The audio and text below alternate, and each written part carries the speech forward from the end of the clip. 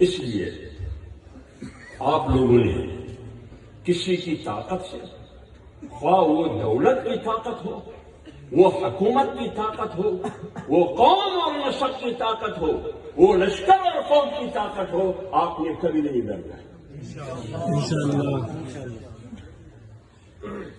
یہ ڈر کی سیاست، یہ خوف کی سیاست، یہ دہشت کی سیاست، یہ انبیاء کی سیاست نہیں تھی۔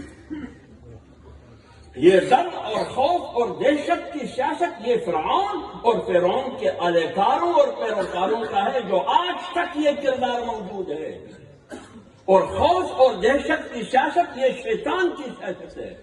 ذالکم الشیطان یخوف اولیاءہ فلا تخافوہم وخافونی ان کنتم مؤمنین۔ ذالکم الشیطان یخوف اولیاءہ، شیطان کی سیاست یہ ہے کہ وہ دہشت چلا دے، وہ خوف کرتے ہیں، وہ ڈر کی سیاست کرتے ہیں۔ لیکن اللہ تعالیٰ نے آپ کو 1500 سال پہلے آپ کو سمجھایا فلا تخافوہم، مت ڈرو، یہ سارے ڈرپوک لوگ ہیں، مت ڈرو ان سے، وخافونی، اگر ڈرنا ہے تو صرف مجھ سے ڈرو، ان کنتم مؤمنین، اگر تم میں ایمان ہے، اگر تم میں کچھ نہ کچھ ایمانی غیرت ہے۔ اگر آپ میں ایمان ہے، آپ میں ایمانی قوت ہے، ایمانی ذہنیت اور غیرت ہے، تو پھر آپ نے شیطان سے اور شیطان کی سیاست سے نہیں ڈرنا۔ اب شیطان تو یہ نہیں ہے، شیطان تو صرف یہ نہیں ہے کہ وہ اپنے روپ میں ہے جو ہمیں نظر نہیں آتا۔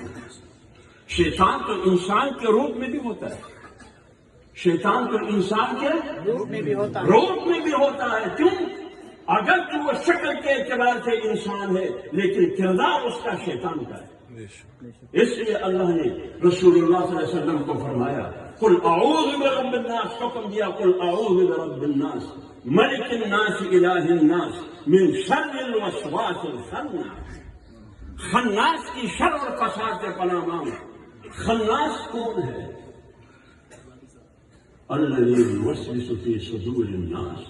خناس یا تو جن کی شکل میں جو شیطان ہے، من الجنۃ والناس، یا یہ خناس انسان کی شکل میں، دونوں سے پناہ مانگ۔ قرآن کہتے ہیں کہ ان دو میں سے خطرناک کون ہے؟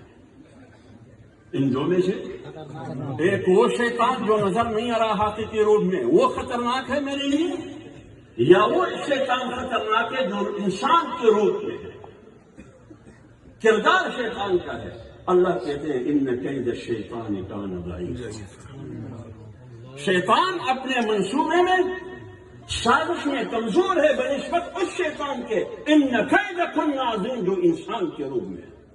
ان کیدکن عظیم، کیونکہ وہ آستین کا سانپ ہے، وہ آستین کا سانپ ہے۔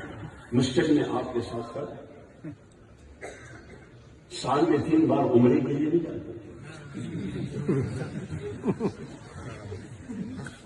چلا بھی کرتے، خیرات بھی 12ویں پہ کرتے، لیکن